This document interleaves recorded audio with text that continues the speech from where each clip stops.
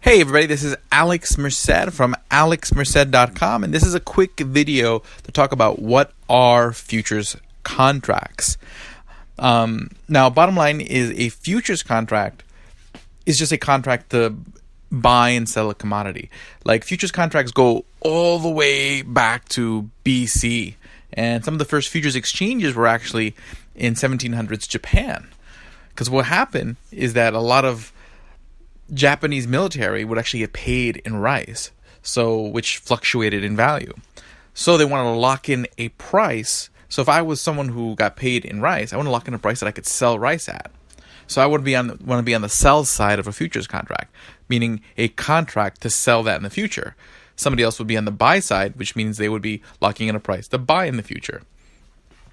And that's the purpose of futures contracts. It was meant as a way to allow people who consume commodities, who produce commodities, to be able to lock in prices today to transact in the future. So that way they can mitigate the risk. So if they expect prices to rise, okay, and I'm a buyer and I'm someone who buys a commodity, well, I don't want to have to buy it at the higher price in the future, so I can lock in the price today by buying a futures contract. Or I'm a seller and I'm worried about the price going down, and I can lock in the price to sell today by going into a futures contract. Now, whenever you buy a futures contract, or you're on the buy side of a futures contract, it's known as going long. So you're long the future. Whenever you're on the sell side, where you're selling the commodity, you are selling the future. Now, you'll hear terms futures and forwards. The difference between a future and a forwards contract, the only difference is that a forwards contract is really like an actual negotiated contract between two parties, while futures usually trade on futures exchanges. So there'll be an exchange that creates sort of a standard version of that contract. So for example, your standard gold future, the buy and sell gold, is for 100 ounces of gold. And because of that, everybody who's buying and selling gold futures are buying 100-ounce contracts, which allows there to be fungibility, which means since they're all identical, they become liquid. It doesn't matter which contract you're buying or who you're doing it with, because they're all identical. So that allows there to be a liquid exchange with constant trading, meaning I can buy a futures contract today, and then tomorrow, if I don't want it anymore, I can sell it. That's the benefit of buying something that trades on an exchange, like a future, versus a forward, which doesn't trade.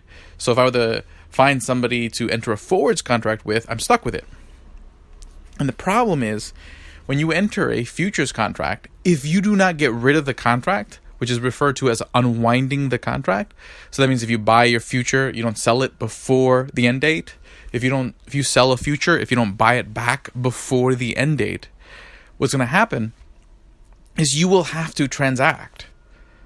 So that means if you buy a gold future and you don't unwind the contract between now and the end date or the delivery date, you will have to buy gold. You will have to buy 100 ounces of gold at the price stated on the contract.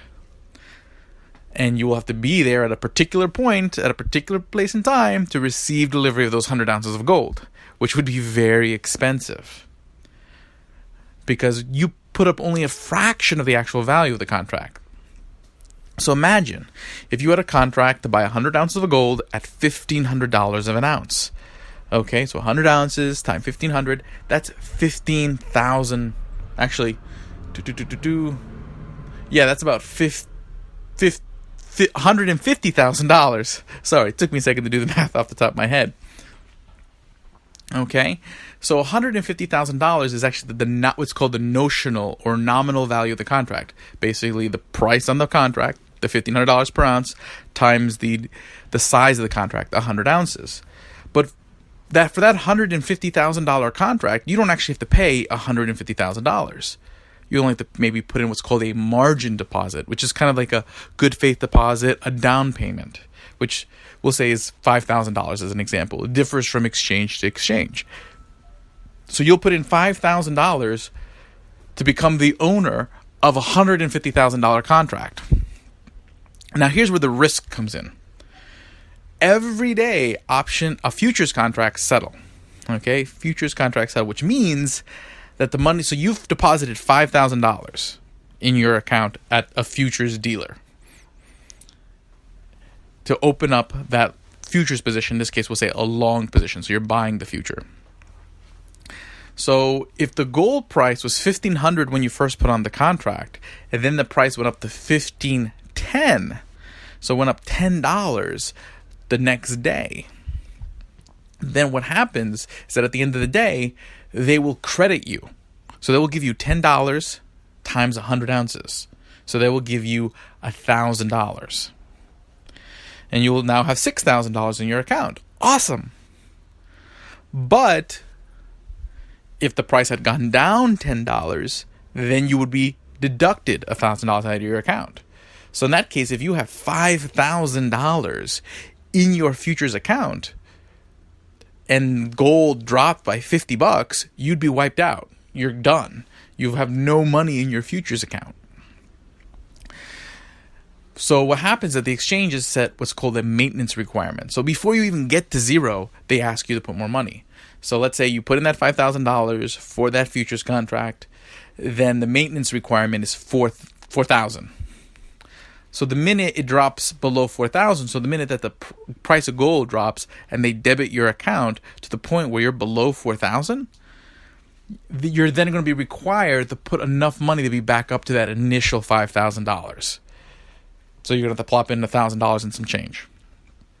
So it can be very risky, and you end up tying up a lot of money if you're not very careful. But on the opposite side, you can also make a lot of money because small price changes result in huge amounts of cash in your account, and then you can use your gains. So as the dollars get added to your account as the price goes up in gold, if you're long that gold futures, you can then use that to buy another contract.